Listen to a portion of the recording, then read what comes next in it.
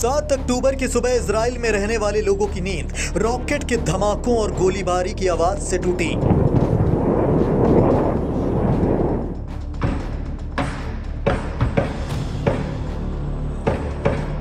Israeli defence force जब तक हरकत में आती तब तक फिलिस्तीनी आतंकी संगठन हमास के लड़ाके इजराइल में कहर बरपा चुके थे।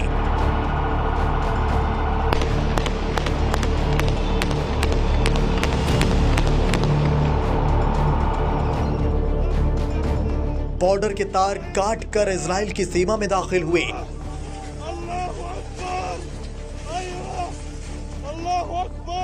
और बेगुनाह लोगों को बंधक बनाने, मारने पीटने में जुटे थे। हमास के लड़ाकों ने महिलाओं को भी नहीं बख्शा। मजहबी नारे लगाते हुए महिलाओं को टॉर्चर करने की तमाम तस्वीरें समाचार एजेंसियों और सोशल मीडिया पर हैं।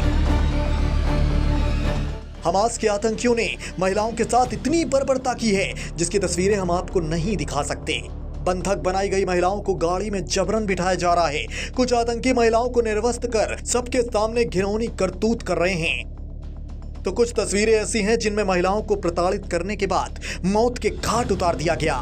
इजराइल की सेना ने ऐसी कई महिलाओं की तस्वीरें साझा की हैं जिनके साथ हमास के जल्लादों ने काफी ज्यादती की। महिलाएं ही नहीं, हमास के आतंकियों ने बच्चों बूढ़ों को भी नहीं छोड़ा। जो मिला उससे बंधक बना लिया। हमास का दावा है कि उसके गिरफ्त में कई इजरायली सैनिक भी हैं। हमास के हमले के बाद अब बारी इजराइल की थी।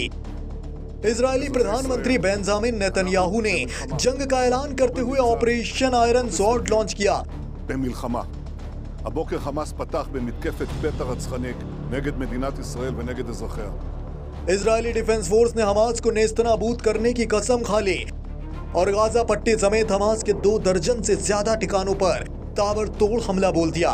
इजराइल का दावा है कि जवाबी कार्रवाई में 400 से ज्यादा आतंकी मारे गए। नेतन्याहू ने साफ लफ्जों में कहा है कि दुश्मन को सबक ऐसा सिखाएंगे कि वो याद रखेगा।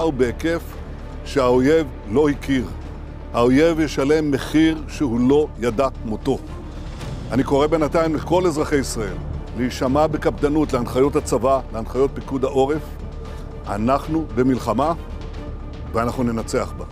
इस संकट की घड़ी में अमेरिका, ब्रिटेन, ऑस्ट्रेलिया और भारत समेत तमाम देश इजराइल के साथ खड़े हैं, तो वहीं लेबनान के लड़ाके हमास के आतंकियों के साथ मैदान पर हैं। ईरान, कतर, जॉर्डन, तुर्की जैसे देश फिलिस्तीनी चरमपंथियों हमास के करतूत पर तालियां पीट रहे हैं। ईरान की संसद में इजराइल के खात्मे के नारे लगाए जा रहे हैं। तुर्की और कतर में भी जश्न का माहौल है।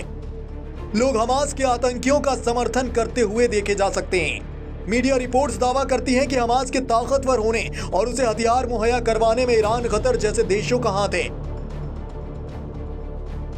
कतर ने हाल ही में हमास को 1.8 अरब डॉलर की फंडिंग की है, जिससे हमास ने खुद को मजबूत किया, हथियार खरीदे और इजराइल पर हमला बोल दिया। लेकिन इतिहास गवाह है, हमास ने जब भी इजराइल की तरफ आंख उठाकर देखा है, मुंह की खाई है। लेकिन इस बार का हमला भीषण है। इतना कत्लेआम कभी नहीं हुआ।